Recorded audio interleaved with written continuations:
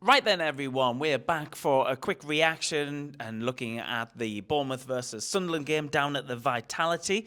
Before we start, you might be wondering, what the heck is that you're wearing? Well, it's a new St. Patrick's Day range, which is coming out next week for Sunderland AFC, honouring the heritage of the Irish players and Irish communities which have been present in Sunderland and have played for Sunderland over the years. And before kick-off, we give the people who came to the Beanbag the opportunity to buy them, which was quite nice, I thought. We're going to look back at the game now, though, Danny. 1-1 in the end. There's lots to get through. Sunderland. Let's go through the match in the moments. And Danny, there was that really early opportunity for Sunderland perhaps to get a penalty kick. And I'm sure we're going to come on to the officials more than once during this. But for you, was that an early penalty on Enzo Lefebvre? I think it was. I think everyone agrees. Certainly what I've seen so far in the comments. Listen, he gets the wrong side of Jimenez. He panics. It's a little nudge in the back, but it's a penalty. And it's one of them where people say it's given anywhere else on the pitch. And sure enough, 20 seconds or so later, gives a free kick around the halfway line. You know, similar challenge, really. But, yeah, I think it's a penalty. Enzo's wrong side, as I say. He's about to pull the trigger.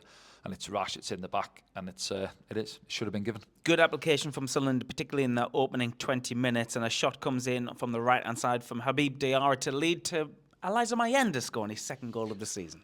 Yeah, I think in the build-up, Dan Ballard does well. It's transferred across the pitch to him. He steps into a bit of space, fires a lovely crisp pass into Habib Diarra, who pulls the trigger across the keeper, sort of parries it, doesn't he? And that's where you want to see your centre forward. And credit Elijah Menda, right place at the right time. And yeah, he's had to be patient and bide his time in recent weeks, hasn't he? With obviously Brian Brobby becoming the number one striker, really. Picks up an injury and then he gets his opportunity and he returns the favour to the manager with a goal. Now, Bournemouth are a really good Premier League side these days, and they haven't actually been beaten since the 3rd of January in the league. And you could tell that because they came more and more into the game, especially in the latter stages of the first half, where Robin Roofs had to save us a few times. Yeah, he became busy in the sort of middle period of that first half, didn't he? Roofs, similar one where shot come in, he sort of parried it and then recovers well, spreads himself, I think, off his left leg actually in the follow-up. So almost done the splits. He did, didn't he? Yeah. And then a few balls coming in. You know, we'll get onto it again in the second half. We've seen it the other night, I think, Everton Man United, where the 6-yard box is packed around the goalkeeper, and it's a nightmare for referees to give them credit really to try and spot 20-odd bodies jostling away in the 6-yard box. But yeah, listen, you get in at half-time, you're a goal to the good. We've had a good bit of the possession in the half. I thought the energy levels were good. And then they come out second half. Evan Nielsen coming on at the break for Brooks. Yeah, having said that, we come out in the second half and we had a really good opportunity. Yeah, it was, wasn't it? Habib Diarra, good build-up play through the middle of the pitch. I think it's Enzo Lefebvre. I haven't seen it back yet, but he slots him in, I think, and one-on-one. Decent strike. You'd maybe say it's close to the goalkeeper, but he makes the save.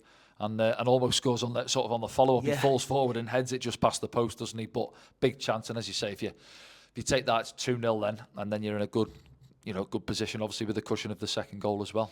Second half was a little bit more spicy, lots of big challenges, and I guess one of the main talking points will be Tyler Adams. Now, he was the first Bournemouth player to receive a yellow card this afternoon, and it was a strange challenge on Granit Xhaka. Yeah. Now, is he out of control there? Do you think that could have been given as a red?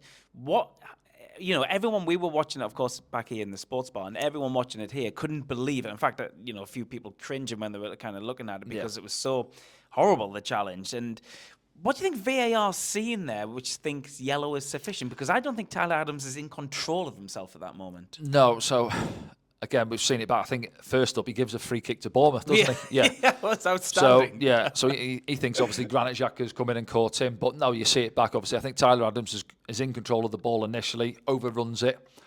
Granit Xhaka comes across to sort of block it, gets the ball, and then it's in the follow through, isn't it? Yeah, listen, he's gone in. You could say studs up as you generally do, but I think the thing that saved him there, I don't think it's too high, really. People are going to say, listen, it's ankle height.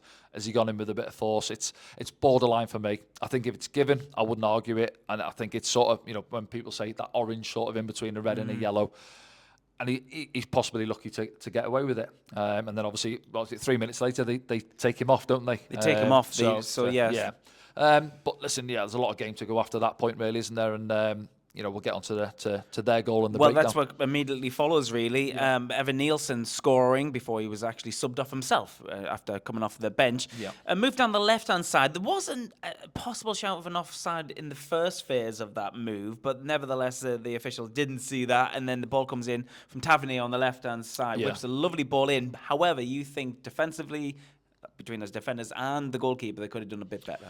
Yeah, so I think initially Enzo, as good as he is in tight areas, and he showed it at times today with his quick feet. I think he tries to be clever. The ball comes down, gives the free kick away. I say we switch off initially. The ball's pumped out to our right hand side, and it's Hertruder who's obviously at full back. When you see it back there, there's nobody in the middle. He's too narrow for me. He's got 20 yards between himself and Tavernier, who's got a lovely left peg on him. Ball switched out to him.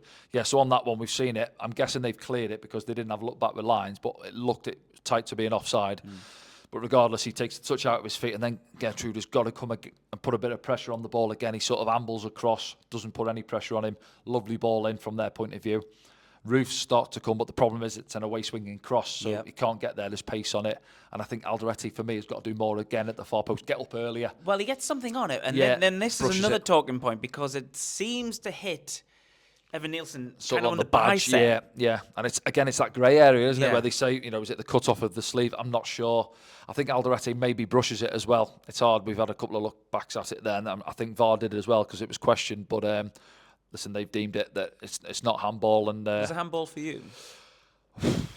Taking your red and white glasses off. Yeah, well, no, listen, I think if it hits him on the sort of the forearm, you're saying all day, aren't you? But for one, is it intentional? No, certainly not. He's got no time to react. He's that tight to Alderete. I think for me, Alderete, I've been in that position. You've got to get up earlier, and he doesn't get off the floor really.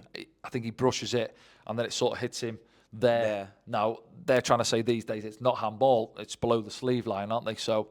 From that point of view, it's not out here either. It's sort of tight to his body, it's tucked in. So I don't think you can argue it too much. Really, I haven't seen it back. So, but probably do Bournemouth deserve some out of the game? You would say so, yeah. I would say probably a draw is a fair result on the balance of the 90 minutes. I don't know. It's 100 minutes. 100 minutes, yeah, because you ended up playing loads at added time in the end. And I guess before kick-off, many Sunderland supporters would have took a point down there, given their record at the moment. And no, they're a good established Premier League side. They are, yeah. And as you say, seven in the league unbeaten coming into it as well. So they would have been obviously favourites, and our away record hasn't been great this season. It's not 4 months, is it, since that win at Stamford Bridge, the last time we've had a victory.